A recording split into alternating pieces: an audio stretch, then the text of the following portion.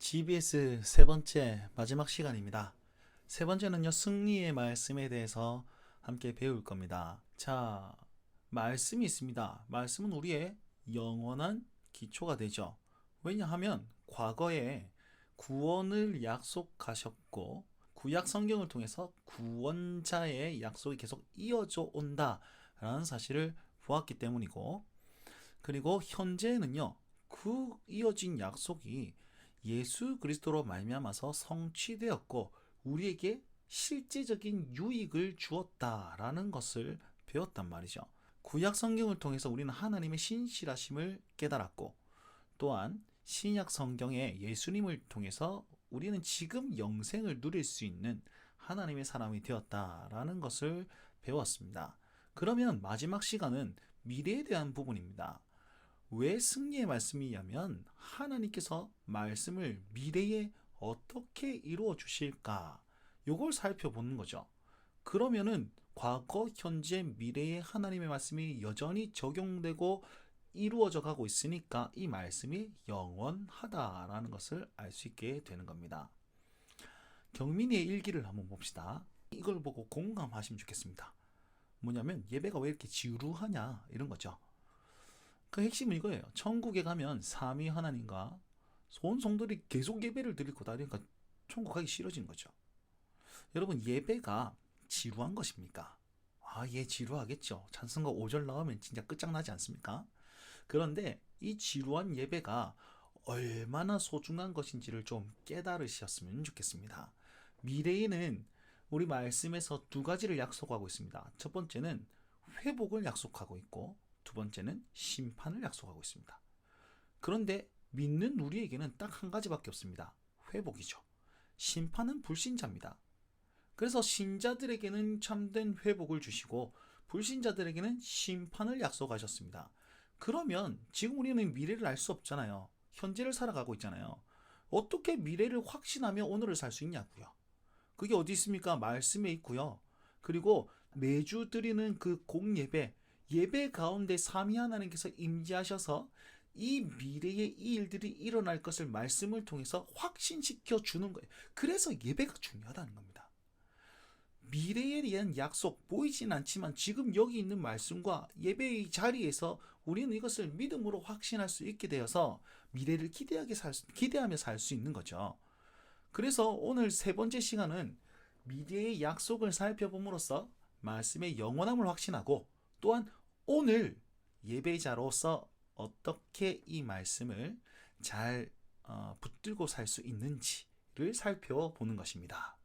자, 예수님의 마지막 약속입니다. 지난 시간에 예수님께서 구원을 이루신 것까지 봤지 않습니까? 그죠? 예수님께서는요, 지금 승천하시고 보좌 우편에 계십니다. 근데 승천하실 때 우리 모든 제자들에게 이렇게 말씀하셨습니다. 내가 세상 끝날까지 너희와 항상 함께 있으리라. 이게 마지막 마태복음 마지막 절 말씀입니다. 이 말씀의 배경은요, 예수님께서 지상 명령을 하십니다. 가서 세례를 주고 가르치라. 그런데 마지막에 그냥 너희 가서 해라 이렇게 아니고 힘을 주셨어요. 능력을 주셨어요. 그게 뭐냐면 너희와 항상 함께 있을 것이니까 이 일들을 행하라는 거예요. 자, 여러분, GBS1, GBS2를 한 사람은 항상 함께 있으리라, 이거에 대해서 이 단어가 꼭 생각나야 돼요. 그게 뭐냐면 임마누엘이라는 것이죠. 임마누엘 뜻이 뭡니까? 하나님이 우리와 함께 있으리라, 함께 있다라는 거잖아요. 예수님 승천하실 때 또 똑같이 임마누엘을 말씀하셨습니다. 보시면 임마누엘은요, 구약 성경 이사야 7장 14절 임마누엘 나타나죠.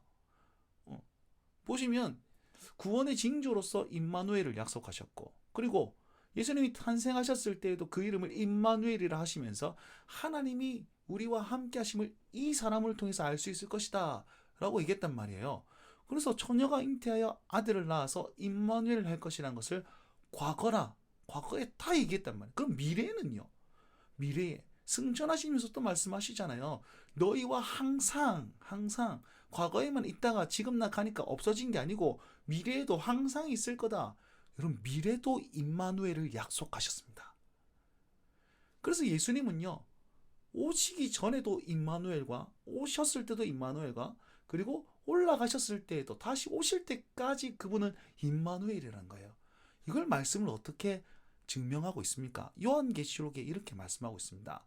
요한계시록 21장 3절에 보시면 하나님이 그들과 함께 계신다고요. 이 말은요, 예수님의 재림 때, 다시 오실 때에 일어날 사건을 예언하는 겁니다.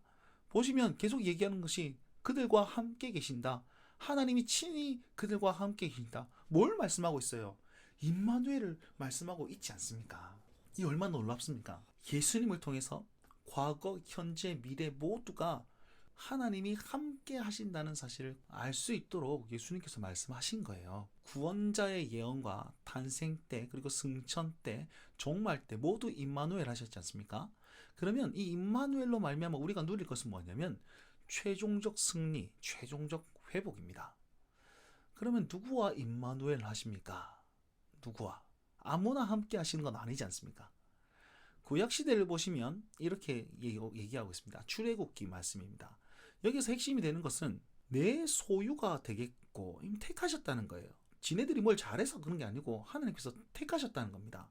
그럼 뭘로 삼으셨습니까? 제사장 나라와 거룩한 백성으로 삼았단 말이죠. 누구를요? 이스라엘 자손을. 구약시대는 이스라엘 자손을 통해서 하나님께서 함께 하실 것을 약속하셨습니다. 그럼 신약시대는요? 베드로 전서 2장 9절에 비슷한 용어가 계속 나옵니다.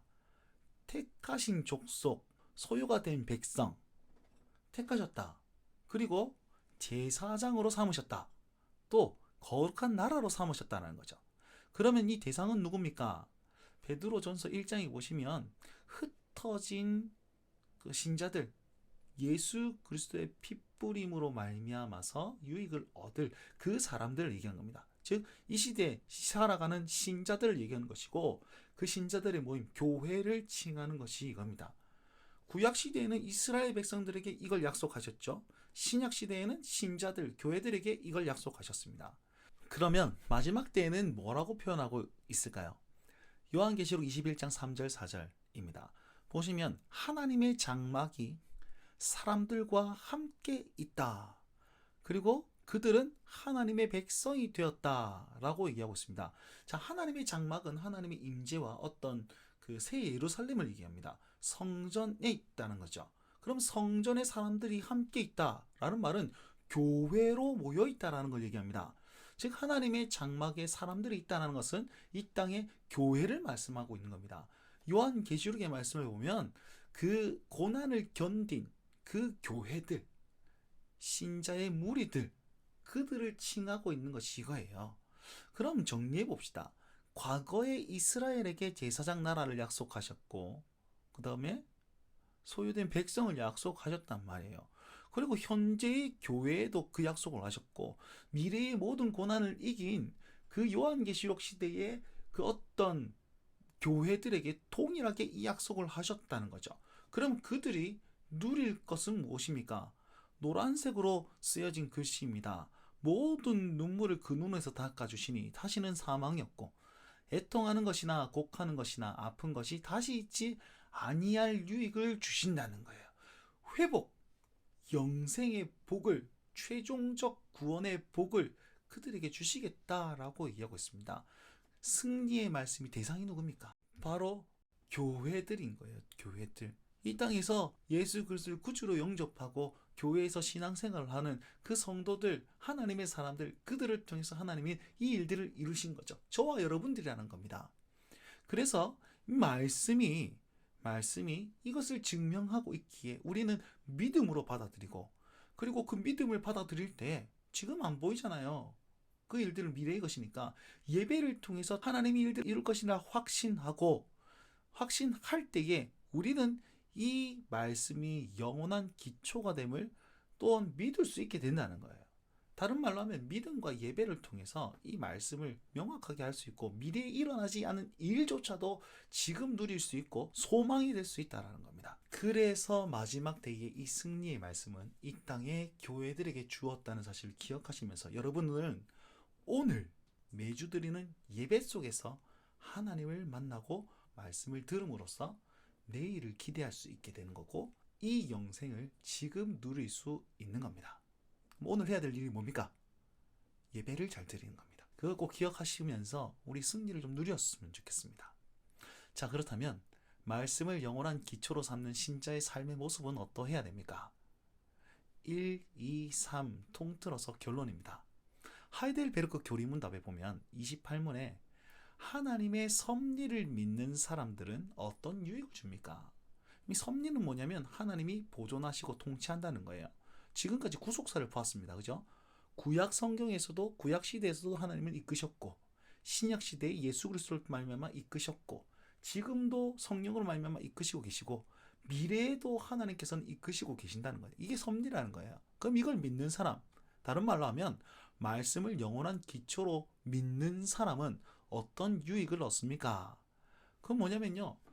피조물이 완전히 하나님의 손에 있다라는 사실, 그리고 그의 뜻을 거슬러 일어나거나 되는 일이 하나도 없다라는 사실을 믿는 것이기 때문에 첫 번째, 고난에서도 인내할 수 있고 형통할 때는 감사할 수 있으며 미래에 불확실한 미래에 우리는 확신하며 살 수 있는 유익을 누린다라고 가르치고 있습니다.